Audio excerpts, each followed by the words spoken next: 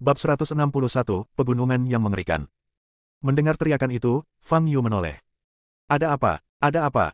Tanya Scar dengan suara keras, nadanya cemas.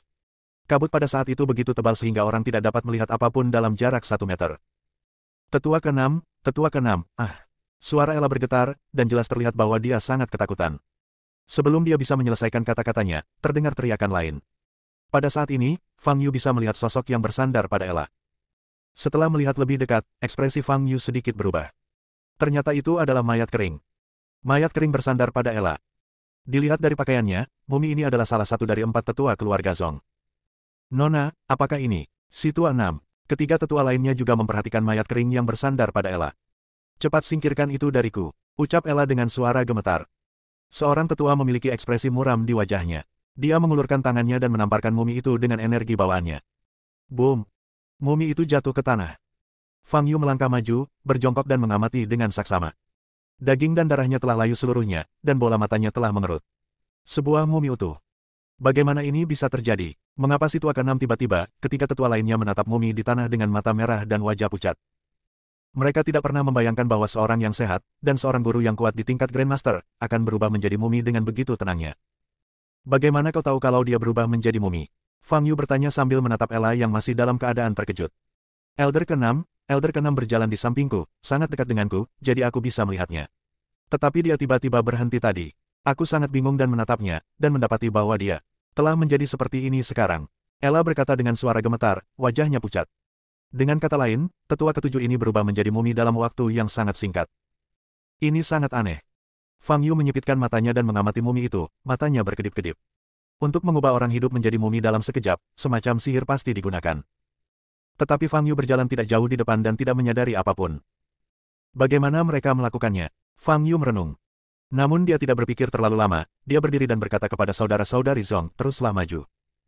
Pada saat ini, saudara-saudari Zong merasa ketakutan. Tidak lama setelah memasuki Gunung Baichuan, mereka kehilangan seorang tetua, dan dengan cara yang sangat aneh. Tuan Fang, apa sebenarnya yang ada di sini? Scar menatap Fang Yu dan bertanya. Fang Yu menggelengkan kepalanya dan berkata, aku belum yakin. Kita akan tahu jika kita terus maju. Setelah berkata demikian, Fang Yu terus berjalan maju. Saudara-saudara Zong saling berpandangan dan melihat ketakutan di mata masing-masing. Tetapi melihat Fang Yu bergerak maju, mereka hanya bisa mengertakkan gigi dan mengikuti. Maka, rombongan pun melanjutkan perjalanan lebih jauh ke Gunung Shirakawa. Fang Yu berjalan sambil merasakan perubahan di sekelilingnya. Sekarang dia setidaknya bisa yakin bahwa Gunung Shirakawa jelas bukan gunung biasa. Scar sangat gugup. Ia takut saat berjalan, ia tiba-tiba berubah menjadi mumi. Sebagai putra tertua keluarga Zong, dia jarang menghadapi bahaya seperti itu. Jika aku tahu, aku tidak akan masuk. Scar merasa sangat menyesal.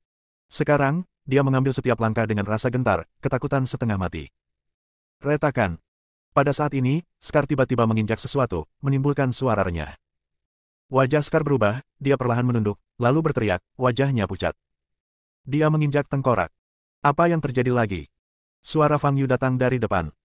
Aku menginjak tengkorak, kata Scar. Fang Yu berhenti dan melihat Scar begitu ketakutan hingga hampir kehilangan akal sehatnya. Dia mengerutkan kening dan berkata, bukankah itu hanya tengkorak? Mengapa kamu begitu takut? Scar merasa sedikit malu ketika mendengar kata-kata Fang Yu.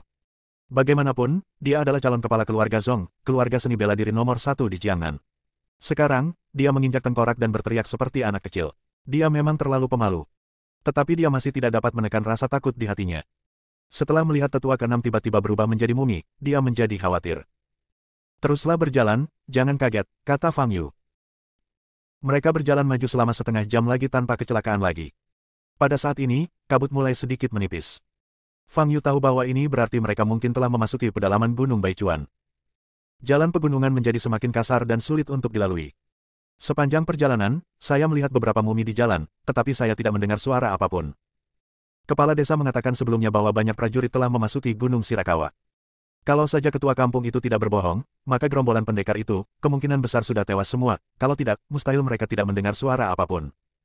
Pada saat ini, Fang Yu tiba-tiba merasakan napas aneh. Itu sangat halus dan tidak jelas, tetapi Fang Yu masih menangkapnya. Patah. Pada saat yang sama, terdengar suara benturan dari belakang, seolah-olah ada sesuatu yang jatuh ke tanah. Tetua ke-8. 8 tua. Terdengar teriakan kaget dari belakang. Fang Yu berbalik dan melihat sosok tergeletak di tanah. Seorang tetua dari keluarga Zong melangkah maju dan membalikkan tubuh yang tergeletak di tanah. Mayat kering lainnya. Melihat mumi itu, Scar dan Ella menjadi pucat. Kengerian akan hal yang tidak diketahui sungguh mengerikan. Kenapa kamu tiba-tiba berubah menjadi mumi saat berjalan? Terutama dua orang tua yang meninggal, keduanya merupakan seniman bela diri di tingkat Grandmaster, dan termasuk di antara orang kuat teratas di Jiangnan. Namun mereka meninggal tanpa suara, bahkan tanpa teriakan. Apa sebenarnya pihak lainnya itu? Benar-benar ada kutukan, benar-benar ada kutukan. Mata Scar memerah ketika dia memikirkan kata-kata kepala desa. Saat dia berjalan, keheningan total menyelimutinya. Semakin jauh dia masuk, semakin suram suasananya. Ditambah dengan mumi-mumi lain yang dia lihat di jalan, dia hampir pingsan. Kita tidak bisa melangkah lebih jauh lagi. Gumam Scar. Fang Yu menatap mumi di tanah, lalu melihat sekelilingnya dengan tatapan tegas di matanya. Saat sesepuh itu berubah menjadi mumi, dia merasakan napas. Napas ini membuatnya merasa agak familiar. Aura yang dipancarkannya sangat mirip dengan kepala desa yang kutemui di desa hari ini. Mungkinkah? Fang Yu punya beberapa petunjuk, tetapi belum bisa sampai pada suatu kesimpulan. Setidaknya untuk saat ini, dia tidak dapat memastikan sumber napas ini. Tetapi hal-hal ini tidak penting. Setelah memasuki Gunung Baichuan, satu-satunya hal yang dipedulikan Fang Yu adalah mata air spiritual. Dia terus berjalan ke arah energi spiritual, dan semakin jauh dia melangkah, semakin kaya energi spiritualnya. Dan sekarang, dia berdiri di suatu tempat yang energi spiritualnya 10 kali lebih kaya daripada dunia luar. Fang Yu tahu bahwa ia mungkin segera menemukan mata air spiritual. Kita harus terus turun. Tetapi ketika dia ingin melangkah maju, dia melihat saudara-saudara Zong berdiri diam. Ada apa? Tanya Fang Yu. Tuan Fang, kita tidak bisa pergi lebih jauh lagi. Tempat ini benar-benar terkutuk. Kita tidak bisa pergi lebih jauh lagi. Kalau tidak, kita akan menjadi mumi seperti kedua tetua itu. Kata Scar dengan ketakutan di matanya. Fang Yu mengerutkan kening dan berkata, jika kamu tidak ingin maju, apa tujuanmu datang? Scar tampak ketakutan dan berkata dengan keras, jika aku kehilangan nyawaku, apa gunanya mata air spiritual? Baiklah kalau begitu, kalian tetaplah di sini dan aku akan melanjutkan perjalanan, kata Fang Yu. Wajah Ella berubah. Meskipun dia juga takut, karena dia telah memasuki Gunung Baichuan, dia harus menemukan mata air spiritual. Lagi pula, apa gunanya tinggal di sini? Jika kutukan itu benar-benar ada, tidak ada gunanya tinggal di sini. Kau akan mati juga. Berbalik dan pergi. Kabut tebal menyelimuti kami dan kami bahkan tidak bisa mengenali jalan. Bagaimana kami bisa pergi? Memikirkan hal ini, Ella memberi nasihat, saudaraku, karena semua orang sudah datang. Mari kita terus maju. Kita tidak bisa maju lagi, kita benar-benar tidak bisa maju. Kata Scar, tampak seperti sedang kesurupan. Jika kamu begitu takut, seharusnya kamu tidak datang ke sini sejak awal. Pada saat ini, suara feminin datang dari belakang. Ini adalah pertama kalinya Fang Yu dan kelompoknya mendengar suara orang lain setelah memasuki Gunung Baichuan. Semua orang berbalik dan melihat sekelompok orang berjalan keluar dari kabut. Itu adalah tim Saoki dan Tyler. Saoki dan Tyler bertindak tenang dan tidak takut seperti Scar. Saat melihat Saoki dan yang lainnya, Scar benar-benar merasakan keakraban, dan ekspresinya pun jauh lebih tenang. Ini setidaknya membuktikan bahwa masih ada orang yang hidup di Gunung Shirakawa. Bab 162, di mana mata air spiritual berada. Tuan Han, Tuan Tyler, melihat Tyler, ekspresi Scar sedikit berubah. Dia tidak menyangka akan bertemu dua dari 4 jenius besar Huaibei di sini. Di antara mereka, Tyler menduduki peringkat pertama di antara 4 jenius dan merupakan anak takdir sejati. Apakah hanya ada beberapa orang yang tersisa di timmu? Saoki berkata dengan senyum sinis di wajahnya. Bukankah Tuan Han mengalami kutukan? Scar menelan ludah dan bertanya. Kutukan. Saoki tertegun, lalu tertawa dan berkata, Tuan Zong, apakah Anda mengatakan bahwa seseorang tiba-tiba berubah menjadi mumi? Yah, kalian juga mengalaminya, kan? Tanya Scar. Kami memang mengalaminya, tetapi itu bukan kutukan. Saoki tersenyum dingin, menggoyangkan kipas kertas di tangannya, dan berkata, berdasarkan diskusi saya dengan saudara Chen, kami pikir itu adalah kekuatan larangan. Gunung Baichuan ini seharusnya menjadi daerah terlarang bagi suku kuno tertentu. Daerah terlarang suku kuno. Wajah Scar dan yang lainnya berubah. Ya, alasan mengapa penduduk desa di kaki gunung dapat naik gunung sesuka hati tanpa terpengaruh adalah karena mereka adalah keturunan suku itu. Karena hubungan darah mereka, mereka tidak akan terpengaruh oleh pembatasan di sini. Saoki melanjutkan, tetapi orang luar seperti kita akan dikurung oleh pembatasan sejak kita memasuki Gunung Baichuan, dan kekuatan pembatasan dapat dipicu kapan saja. Setelah mendengarkan apa yang dikatakan Saoki, Scar menjadi pucat dan bertanya, jadi, Tuan Han, apakah Anda punya cara untuk menghubungi batasan itu? Saoki tersenyum tipis, matanya menggoda, dan berkata, Tuan Zong, bahkan jika aku punya cara, aku tidak akan memberitahumu. Wajah Scar berubah. Sejak kau memasuki Gunung Baichuan, kau telah menjadi sainganku untuk mendapatkan mata air spiritual. Aku berharap kau mati saja, jadi bagaimana mungkin aku bisa memberitahumu cara menghilangkannya? Kata Saoki dingin. Kemudian Saoki melirik Tyler lagi, tersenyum lembut, dan berkata, lagi pula, kamu tidak terlihat sepertiku. Kalau tidak, aku akan dengan senang hati membantumu sekali. Scar tampak muram dan hendak berbicara. Apakah ini Fang Yu, yang menjadi terkenal karena mengalahkan Master Bela Diri Marvin di Danau Yuexin kemarin? Pada saat ini, Tyler menatap Fang Yu dan bertanya. Setelah memasuki Gunung Baichuan, Saoki terus berbicara di sampingnya dan bercerita tentang pertemuannya dengan Fang Yu yang dikabarkan ada di desa. Tyler datang ke Jiangnan kali ini dengan tujuan bertemu Fang Yu, tetapi dia tidak menyangka akan benar-benar bertemu dengannya. Ya, Tuan Muda Tyler, dia adalah Tuan Fang. Scar menjawab cepat. Fang Yu menatap Tyler dan sedikit menyipitkan matanya. Tyler memancarkan aura kuno yang samar. Ini sangat aneh, Tyler terlihat sangat muda dan dia seharusnya tidak memancarkan aura seperti ini. Apakah disebabkan oleh metode budidaya, atau... Pada saat yang sama, Tyler juga melihat Fang Yu. Dengan pengalamannya selama bertahun-tahun dalam menilai orang, dia tidak dapat melihat sesuatu pun pada Fang Yu yang istimewa. Baik aura maupun tubuh fisiknya sangat biasa, sepenuhnya konsisten dengan penampilan seorang prajurit bawaan. Dilihat dari sudut pandang manapun, Fang Yu bukanlah orang kuat. Di kehidupan sebelumnya, Tyler bertemu dengan seorang pria aneh yang bertarung melawan seorang prajurit Yuan Ying yang kuat dengan tingkat kultivasi Foundation Establishment. Meskipun tingkat kultivasinya tidak tinggi, tubuh fisiknya telah mencapai tingkat yang tidak normal. Sekilas, orang bisa melihat bahwa otot-ototnya sekencang berlian. Namun sosok Fang Yu cukup kurus, dan sekilas orang bisa tahu bahwa dia bukan seorang kultivator fisik. Namun, Tyler telah berlatih selama lebih dari 1000 tahun di kehidupan sebelumnya dan dia tahu betul bahwa seseorang tidak boleh menilai seseorang dari penampilannya. Meskipun Fang Yu terlihat sangat biasa, Tyler tetap mengingatnya. Tentu saja, setelah bertemu dengan orang sungguhan, ancaman dalam benak Fang Yu pasti berkurang banyak. Ini yang terbaik, kalau tidak aku harus menghabiskan lebih banyak waktu dan tenaga untuk menghadapinya. Tyler berpikir dalam hati. Bagaimana menurutmu, Saudara Chen? Aku bilang bahwa insiden di Jiangnan kemarin hanyalah rumor, kan? Saoki melirik Fang Yu dan berkata sambil tersenyum. Tyler tidak berkomentar, matanya acuh tak acuh, dan dia tidak lagi memperhatikan Fang Yu. Sekarang dia hanya punya satu tujuan, yaitu lingkuan. Saya pergi. Tyler berjalan ke satu arah ke depan. Dia percaya pada perasaannya dan berpikir bahwa sumber mata air spiritual tidak jauh dari arah ini. Tunggu aku, Saoki segera mengikutinya. Ketika Tyler menyadari Saoki mengikutinya, sedikit rasa dingin melintas di matanya. Saoki benar-benar menyebalkan. Jika dia menghalanginya nanti, dia tidak keberatan membunuh Saoki. Menatap punggung Tyler yang berangsur-angsur kabur, mata Fang Yu bergerak sedikit. Orang ini memberinya perasaan yang sangat aneh. Namun, Fang Yu tidak memasukkannya ke dalam hati. Dia menatap Scar dan berkata, jika kau tidak ingin terus maju, mundur saja.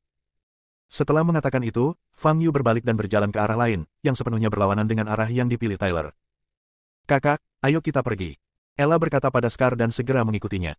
Scar menggertakkan giginya dan mengikuti. Setelah berjalan sekitar 20 menit, kabut putih yang memenuhi sekelilingnya hampir sepenuhnya menghilang. Fang Yu dan kelompoknya akhirnya dapat melihat pemandangan sekitarnya dengan jelas. Saat itu, mereka berada di jalan pegunungan yang relatif sempit, dengan dinding gunung dan puing-puing di kedua sisinya. Selain itu, tidak ada hal lain yang bisa dilihat. Seluruh ruangan sangat sunyi, dan satu-satunya suara yang terdengar hanyalah desiran orang berjalan. Tuan Fang, apakah kita salah arah? Mengapa kita sudah berjalan begitu lama tetapi belum melihat apapun? Tanya Scar. Fang Yu tidak mengatakan apa-apa. Oh, kalau saja aku tahu lebih awal, aku pasti sudah mengikuti Tuan Muda Tyler dan Tuan Han serta yang lainnya. Mereka mungkin sudah menemukan mata air spiritual sekarang. Scar menghela napas lagi dan berkata. Kini seluruh sikapnya menjadi sangat negatif. Ia tidak lagi berpikir untuk mencari sumber mata air spiritual dan hanya ingin meninggalkan tempat terkutuk ini secepat mungkin. Fang Yu masih tidak berbicara. Setelah berjalan beberapa saat, Scar tidak dapat menahan diri untuk tidak berkata, bahkan Saoki dan Tyler, dua orang jenius, ada di sini, jadi bukan giliran kita untuk pergi ke lingkuan. Mengapa kita tidak kembali saja? Masuk lebih dalam hanya akan menimbulkan lebih banyak bahaya. Fang Yu menoleh dan menatap Scar, lalu berkata tanpa ekspresi, sudah kubilang sebelumnya, kalau kamu tidak mau melanjutkan, kamu bisa pergi kapan saja. Wajah Scar berubah dan dia ingin membantah. Dia benar-benar tidak tahan lagi. Dia merasa Fang Yu tidak dapat diandalkan sama sekali. Kedua tetua keluarga Zong berubah menjadi mumi begitu saja, dan Fang Yu sama sekali tidak mendapat peringatan. Dia sama tidak tahunya dengan mereka, apalagi melindungi mereka. Bukan hanya itu saja, tetapi sekarang dia telah menuntun mereka ke jalan yang salah dan mereka tidak dapat menemukan mata air spiritual sama sekali. Lingkuan mungkin ditemukan oleh Tyler dan Saoki. Keluarga Zong kehilangan dua tetua di tingkat Grandmaster, tetapi tidak memperoleh apapun sebagai balasannya. Terlepas dari apakah Scar akan menerima hasil ini atau tidak, ayahnya pasti tidak akan menerimanya. Setelah kembali, saya pasti akan dikritik dan dihukum.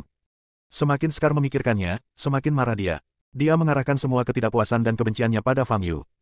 Tuan Fang, kami memiliki hubungan kerja sama dengan Anda, kata Scar dengan ekspresi buruk di wajahnya. Namun sebelum dia bisa menyelesaikan kata-katanya, dia dihentikan oleh Ella. Ella menggunakan matanya untuk menghentikan Scar, menyuruhnya untuk tidak melanjutkan pembicaraan. Fang Yu mengabaikan Scar dan terus berjalan maju. Menurut perasaannya, sumber mata air spiritual seharusnya tidak jauh.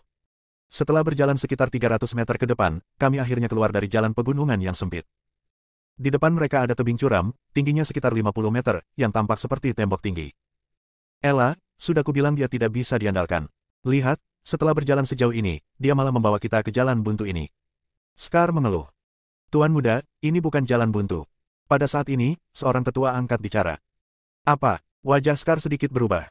Lihat, apakah ada jejak kaki di bagian yang menonjol dari tembok curam ini? Tanya si tetua dengan sedikit kegembiraan di matanya. Scar memperhatikan dengan saksama dan memang melihat banyak jejak kaki. Ini menunjukkan bahwa seseorang telah memanjat tembok curam ini. Pasti ada sesuatu di sana, kata orang tua itu. Mata air spiritual, mungkin ada di sana, kata sesepuh lainnya dengan suara yang dalam. Boom! Begitu mereka selesai berbicara, terdengar suara ledakan keras. Fang Yu yang ada di depan melompat. Sebuah lubang retak muncul di tanah tempat dia awalnya berdiri. Wajah Scar dan yang lainnya berubah. Ayo cepat juga. Setelah memanjat dinding yang curam, ada sebuah gua di depan kami. Di dalamnya gelap gulita dan kami tidak bisa melihat apapun. Fang Yu masuk tanpa ragu-ragu. Bagian dalam gua adalah lorong sempit dan tidak ada yang istimewa di sana. Fang Yu berjalan cepat ke depan dan segera melihat cahaya. Berjalan maju perlahan-lahan, cahaya menjadi semakin terang. Melewati lorong sempit di dalam gua, Fang Yu tiba di sebuah dunia kecil. Bab 163, Melindungi Kehendak. Lingkungan di sini benar-benar berbeda dari luar. Tempat ini penuh dengan vitalitas, dengan tanaman hijau dan merah di mana-mana. Namun pandangan Fang Yu terfokus pada genangan air mata air biru muda di depannya. Ini seharusnya menjadi mata air spiritual. Melihat ke depan, Anda dapat melihat genangan air mata air berwarna biru muda. Luas mata air tersebut tidak besar, hanya sekitar 100 meter persegi. Fang Yu menarik napas dalam-dalam, tampak sangat gembira. Energi spiritual di sekitar sangat melimpah. Ini membuatnya merasa seolah-olah kembali ke 4000 tahun lalu, saat energi spiritual begitu melimpah di setiap tempat di bumi.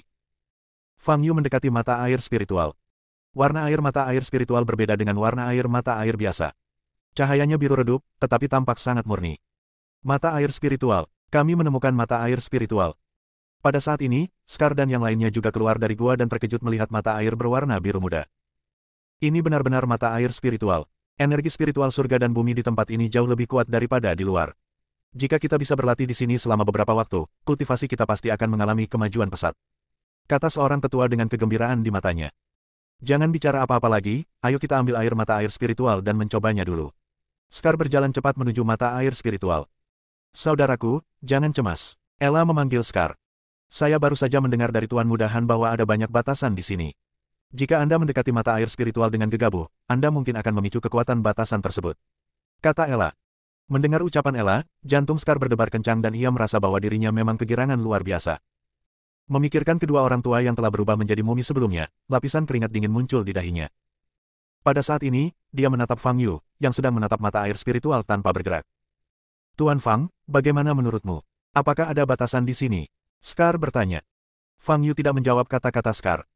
Fokusnya saat ini bukan pada mata air spiritual di depannya. Dia mencari sumber mata air spiritual. Setelah keluar dari gua, energi spiritual seluruh dunia kecil menjadi jauh lebih berlimpah. Ini berarti pasti ada sumber energi spiritual di dekatnya. Baik itu mata air spiritual maupun tanaman hijau di sekitarnya, semuanya lahir dari sumber ini. Di mana sumbernya? Dengan kemampuan penginderaan Fang Yu, dia dapat melihat bahwa tempat dengan energi spiritual paling melimpah di dunia kecil ini adalah mata air. Tanpa batas luar, tidak ada aliran ke hulu. Mungkinkah mata air ini menyembur keluar dari bawah tanah? Fang Yu berpikir dalam hati. Dari bawah tanah. Mata Fang Yu berbinar. Sumber energi spiritual dunia kecil ini kemungkinan besar berada tepat di bawah mata air spiritual. Memikirkan hal ini, Fang Yu melangkah maju. Tuan Fang, apa yang akan Anda lakukan? Scar bertanya ketika dia melihat Fang Yu tiba-tiba berjalan maju.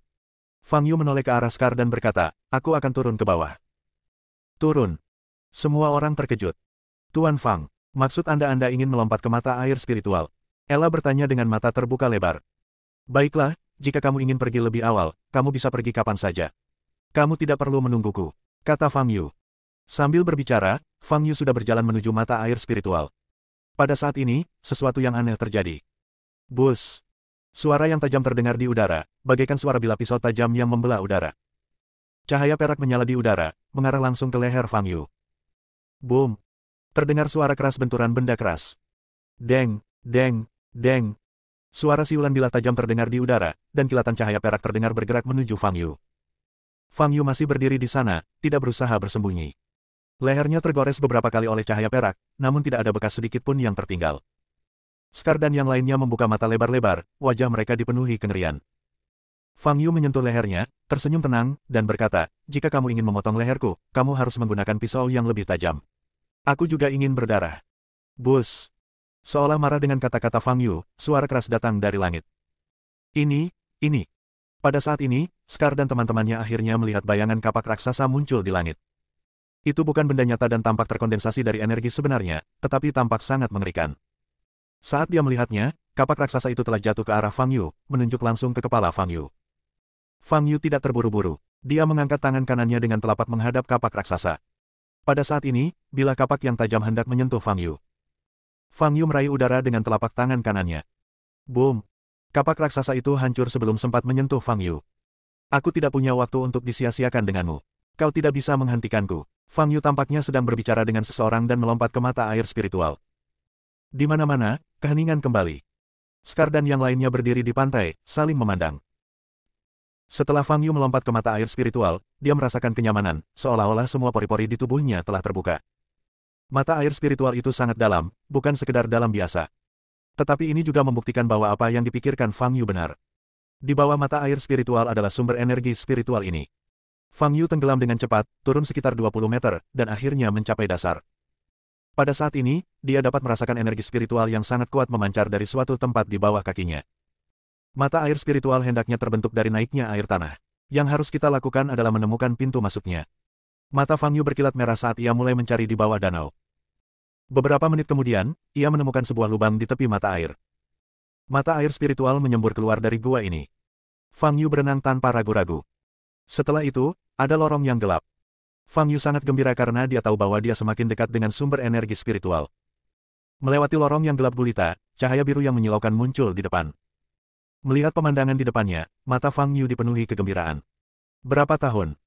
Sudah bertahun-tahun aku tidak melihat urat nadi spiritual sebesar itu. Fang Yu tiba di lapisan air bawah tanah, dan di depannya ada urat spiritual yang panjangnya puluhan meter dan bersinar biru. Vena spiritual adalah batu kristal mentah yang mengandung energi spiritual ini. Ribuan tahun lalu di bumi, perdagangan batu roh merupakan hal yang populer di kalangan biksu. Dan batu-batu spiritual tumbuh dari urat-urat spiritual. Di masa lalu, setiap sekte besar pembudidaya abadi akan memiliki urat nadi spiritual dalam sekte tersebut. Nadi spiritual merupakan fondasi sebuah sekte dan juga urat nadi kehidupan sebuah sekte. Perang antar sekte di dunia kultivasi abadi saat itu dipicu oleh perebutan urat nadi spiritual. Beberapa sekte dan sekte jahat tidak puas dengan kenyataan bahwa sekte aliansi yang benar menguasai sebagian besar urat nadi spiritual, dan menyatakan perang dalam kemarahan. Dapat dikatakan bahwa nilai urat nadi spiritual jauh melampaui nilai sebuah sekte besar. Sial, aku pasti bermimpi. Aku benar-benar berhasil menemukan urat spiritual yang begitu besar dan panjang. Fang Yu bahkan tidak bisa mempercayainya. Dia telah hidup selama hampir 5.000 tahun, dan karakternya telah lama memudar.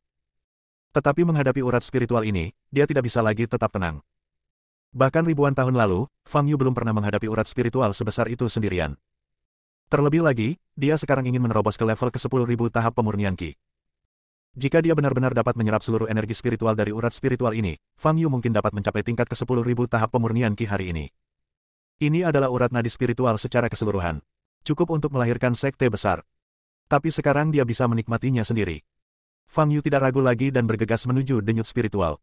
Nak, berhenti sekarang juga. Kau telah memasuki wilayah terlarang klan Shadow Moon kami dan ingin menyerang urat nadi spiritual klan Shadow Moon kami.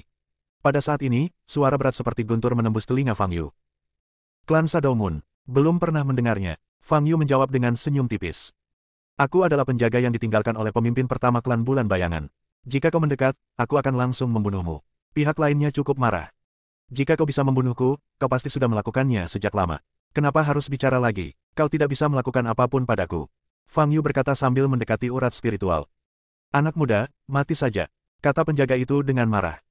Tiba-tiba sebuah kekuatan besar muncul di sekitar Fang Yu dan meremasnya. Seorang prajurit biasa, bahkan seorang master, mungkin akan hancur berkeping-keping dalam sekejap jika ia menghadapi kekuatan sebesar itu. Tetapi Fang Yu bahkan tidak mengubah posisi berenangnya, wajahnya tenang. Pada saat itu tercium bau aneh. Aura ini sama dengan yang ditangkap Fang Yu sebelumnya ketika kepala desa dan para tetua keluarga Zhong berubah menjadi mumi. Wah, Aku akan mengambil semua vitalitasmu. Sebagai bahan mentah untuk kelahiran kembali garis keturunan klan Shadow Moon kita. Sang penjaga Will meraung. Sebuah gas abu-abu tiba-tiba muncul dan melilit tubuh Fang Yu. Ia menembus setiap pori-pori tubuh Fang Yu. Itu akan mengekstrak vitalitas Fang Yu dan mengubah Fang Yu menjadi mumi. Bab 164, Amarah yang tak berdaya. Gas abu-abu menutupi setiap inci kulit Fang Yu. Ia membawa serta napas kehancuran dan kematian saat menembus tubuh Fang Yu, bermaksud untuk mengekstraksi daging dan darahnya. Tapi tidak bisa ditarik keluar sama sekali. Daging dan darah Fang Yu sama sekali tidak seperti daging dan darah manusia. Sebaliknya, daging dan darah itu seperti berlian yang sangat keras, tertanam kuat di tulang. Boom! Pada saat ini, cahaya keemasan yang menyilaukan tiba-tiba muncul di tubuh Fang Yu. Gas abu-abu itu terguncang keluar dari tubuh dalam sekejap. Boom! Udara kelabu terpancar dari Fang Yu. Jadi dia mengandalkan nafas pemusnahan untuk menyerap daging dan darah orang lain. Fang Yu berpikir dalam hati dengan mata merah. Tidak heran kedua tetua keluarga Zhong yang berada di tingkat Grandmaster meninggal begitu cepat dan tanpa peringatan apapun. Kubilang, kau tak bisa melakukan apapun padaku. Fang Yu tersenyum tipis dan melaju cepat menuju urat spiritual.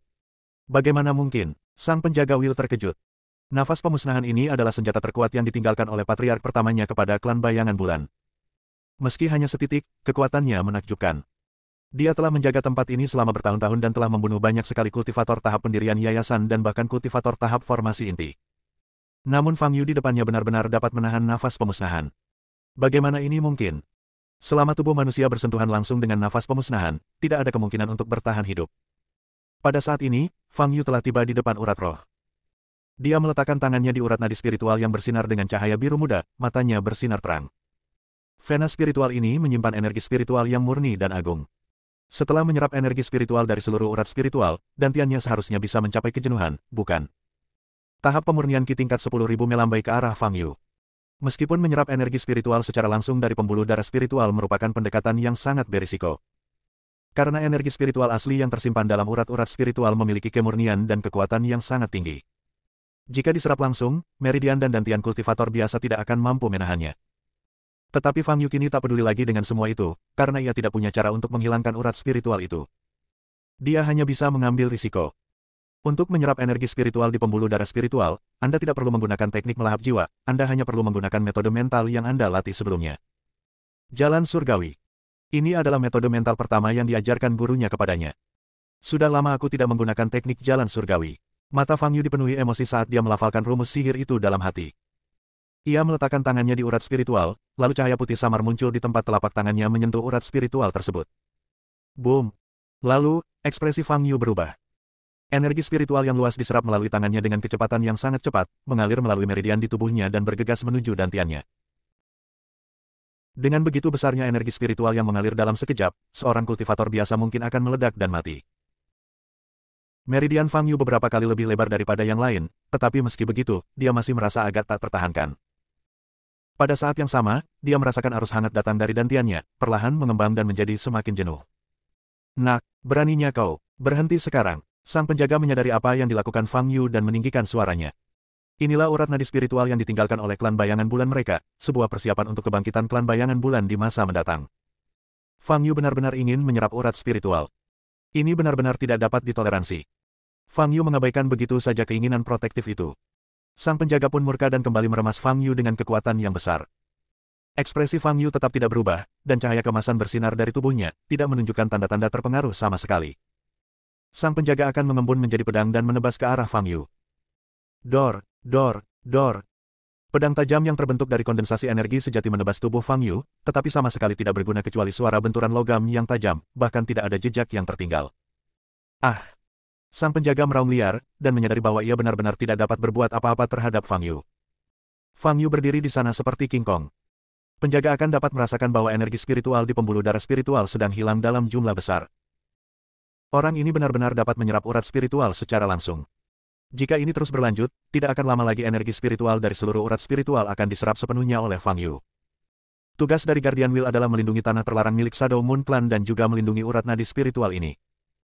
Nadi spiritual adalah jalur kehidupan bagi kelompok etnis atau sekte apapun. Apa yang dilakukan Fang Yu sekarang sama saja dengan menghancurkan fondasi klan Bayangan Bulan. Penjaga itu sudah gila. Jika urat spiritual benar-benar diserap oleh Fang Yu, maka ia akan kehilangan nilai keberadaannya. Boom! Seluruh ruang bawah tanah mulai bergetar. Wah, aku mau kamu mati. Teriak sang penjaga. Pada saat yang sama, air di luar angkasa mulai membeku. Untuk melindungi keinginan, kita harus membekukan seluruh ruang bawah tanah. Wajah Fang Yu acuh tak acuh, dan matanya bersinar merah. Hosh! Semburan energi sejati berwarna merah muda tiba-tiba menyeruak keluar dari sekujur tubuhnya, menyelimuti dirinya sepenuhnya. Air di seluruh ruang bawah tanah dengan cepat membeku, tetapi ketika mencapai posisi Fang Yu dan menyentuh udara di sekitar Fang Yu, air itu dengan cepat menguap menjadi semburan kabut putih. Kau benar-benar tidak bisa melakukan apapun padaku. Kekuatan yang diberikan gurumu terlalu lemah, kata Fang Yu ringan. Apa yang disebut wasiat ini memiliki kekuatan yang sangat terbatas. Kekuatannya tergantung pada pemilik yang meninggalkannya. Semakin kuat tuannya, semakin kuat pula keinginannya untuk bertahan, dan cara yang dapat ia gunakan serta energi sejati yang ia gunakan akan sangat berbeda. Dan senjata terkuat dari kehendak pelindung klan Shadow Moon yang kita jumpai sekarang mungkin adalah nafas pemusnahan itu. Sayangnya, nafas pemusnahan efektif terhadap kultivator biasa, tetapi tidak ada apa-apanya di hadapan Fang Yu. Dia tidak perlu menggunakan sihir apapun, dia bisa menahan nafas pemusnahan hanya dengan tubuh fisiknya. Adapun cara lain untuk melindungi kemauan, di mata Fang Yu, itu tak lebih dari amarah yang tak berdaya, tidak ada bedanya dengan menggelitik. Ah! Menghadapi penghinaan Fang Yu, sang penjaga menjadi sangat marah. Boom! Melihat urat-urat spiritualnya diserap begitu cepat, ia benar-benar kehilangan akal. Seluruh ruang bawah tanah berguncang. Di tanah, Scar dan yang lainnya juga merasakan getaran di bawah tanah. Mata air spiritual di depannya mulai memercikkan air. Apa yang terjadi? Wajah Scar berubah drastis, dia mundur beberapa langkah dan bertanya. Kedua tetua itu tampak serius dan menatap sekeliling dengan waspada. Wajah Ella menjadi pucat, dan dia bertanya, apakah Tuan Fang menemui bahaya di sana? Bahaya, kita dalam bahaya sekarang. Getaran itu semakin kuat, Scarzan sedikit goyah, dan berteriak keras. Namun, begitu dia selesai berbicara, tanah tiba-tiba kembali tenang. Apa yang sebenarnya terjadi? Scar masih ketakutan saat melihat mata air spiritual di depannya. Pada saat itu, terdengar suara langkah kaki di dalam gua. Sesaat kemudian, sekelompok orang keluar dari gua. Itu adalah tim Tyler dan Saoki. Melihat mata air spiritual di depannya, wajah Saoki menunjukkan kegembiraan dan dia berkata, mata air spiritual benar-benar ada di sini. Ketika Tyler melihat mata air spiritual, secercah cahaya melintas di matanya. Mereka telah pergi ke arah yang salah sebelumnya, jadi mereka kembali dan akhirnya menemukan mata air spiritual. Tuan Han, Tuan Muda Tyler. Scar segera menyapa keduanya. Ketika dia melihat kedua orang ini muncul, jantungnya berdebar kencang. Situasinya tidak baik. Awalnya merekalah yang pertama kali menemukan mata air spiritual, tetapi begitu kedua orang ini datang, pasti akan terjadi perebutan. Kekuatan keluarga Zhong tidak sebanding dengan keluarga Han dan keluarga Chen. Tidak ada gunanya berdebat. Apakah sudah ditakdirkan bahwa perjalanan hari ini akan sia-sia? Scar menggertakkan giginya, merasa sangat tidak rela. Tuan Zhong, kalian bergerak sangat cepat. Saoki berkata sambil tersenyum ketika melihat Scar. Haha, Tuan Han, kita hanya beruntung dan memilih arah yang benar. Scar berkata dengan ekspresi yang berubah. Sekarang semua orang telah menemukan mata air spiritual, aku bertanya-tanya bagaimana cara mendistribusikannya. Saoki bertanya sambil menggoyangkan kipas kertasnya. Dilihat dari apa yang dikatakan Saoki, tampaknya masih ada ruang untuk berdiskusi. Mata Scar berbinar, dan dia berkata, Tuan Han, Tuan Tyler, karena ketiga keluarga kita telah menemukan sumber mata air spiritual bersama-sama, maka kita secara alami dapat membaginya di antara ketiga keluarga, dan setiap keluarga akan mendapatkan sepertiga dari sumber mata air spiritual. Saoki mulai tertawa sebelum Scar menyelesaikan kata-katanya. Dia perlahan berjalan ke arah Scar dan berkata, Tuan Zhong, Anda benar-benar berani bertanya. Apakah menurut Anda kami benar-benar perlu membagi tagihan dengan Anda? Wajah Scar berubah. Lihatlah orang-orang di belakangmu, dua tuan dan seorang wanita tak berdaya. Apakah mereka ancaman bagi kita? Kami bisa membunuh kalian semua di sini tanpa bertanggung jawab. Bagaimanapun, banyak sekali prajurit yang tewas di Gunung Baichuan. Benar begitu, Tuan Zhong. Saoki menatap Scar dengan cahaya tajam di matanya. Scar tampak tidak senang. Dia tahu bahwa apa yang dikatakan Saoki bukanlah ancaman. Bab 165, Shock. Di belakang Saoki dan Tyler berdiri 8 pengikut di tingkat Grandmaster.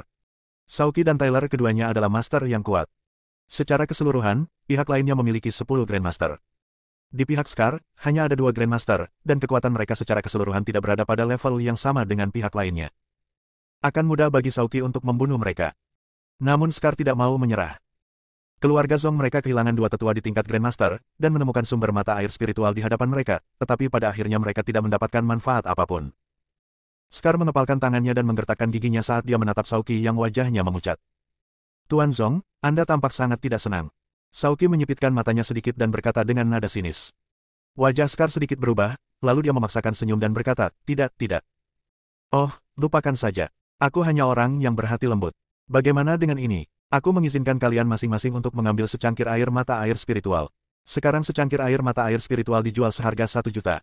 Jika kalian masing-masing mengambil secangkir, itu setara dengan mendapatkan 4 atau 5 juta, jadi itu tidak akan menjadi perjalanan yang sia-sia.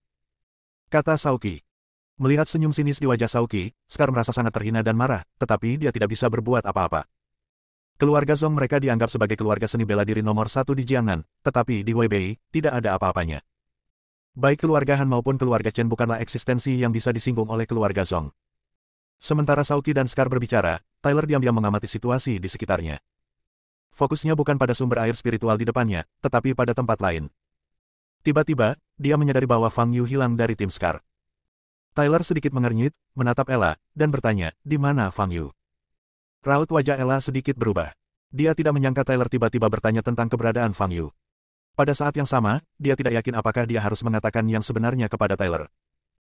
Melihat Ella tidak mengatakan apa-apa, mata Tyler bersinar dengan pandangan aneh, dan dia berkata, jika kamu memberitahuku, aku dapat memberikan sebagian hak untuk menggunakan mata air spiritual itu kepada keluarga Zhongmu.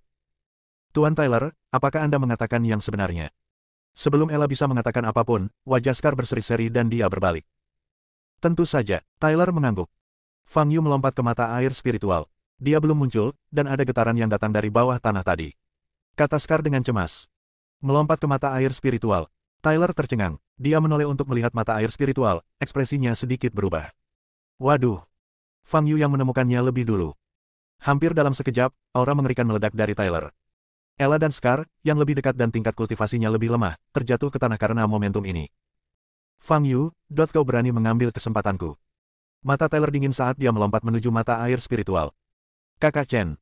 Wajah Saoki sedikit berubah saat melihat Tyler melompat ke mata air spiritual. Dia menoleh ke arah Scar dan bertanya, apa yang ada di bawah mata air spiritual? Scar, yang sedang duduk di tanah, hanya memiliki ekspresi ngeri di wajahnya dan berkata, saya tidak tahu. Scar tidak terlihat berbohong, jadi Saoki tidak bertanya lagi. Sebaliknya, dia berjalan ke mata air spiritual dan melihat ke bawah. Anda hanya dapat melihat mata air berwarna biru muda, tetapi Anda tidak dapat melihat apa yang ada di bawah mata air tersebut. Ada apa di bawah sana? Mengapa Tyler melompat turun dengan marah? Saoki menyipitkan matanya sedikit, tampak berpikir. Ruang bawah tanah, kecuali ruang tempat Fang Yu berada, ditutupi lapisan es tebal. Cahaya yang muncul dari nadi spiritual jauh lebih redup daripada sebelumnya. Ini menunjukkan bahwa sebagian besar energi spiritual yang terkandung dalam nadi spiritual telah diserap oleh Fang Yu. Tetapi saat ini, wajah Fang Yu tidak terlihat bagus. Dia sekarang merasa seperti orang yang makan terlalu banyak, dan tiannya membengkak dan dia merasa sangat tidak nyaman. Tak hanya itu, meridiannya pun membengkak dan terasa nyeri akibat derasnya aliran energi spiritual yang bergejolak. Hal lain adalah bahwa energi spiritual yang diserap dari urat spiritual terlalu murni untuk diserap secara langsung. Oleh karena itu, Fang Yu tidak menerobos wilayah itu dengan mudah.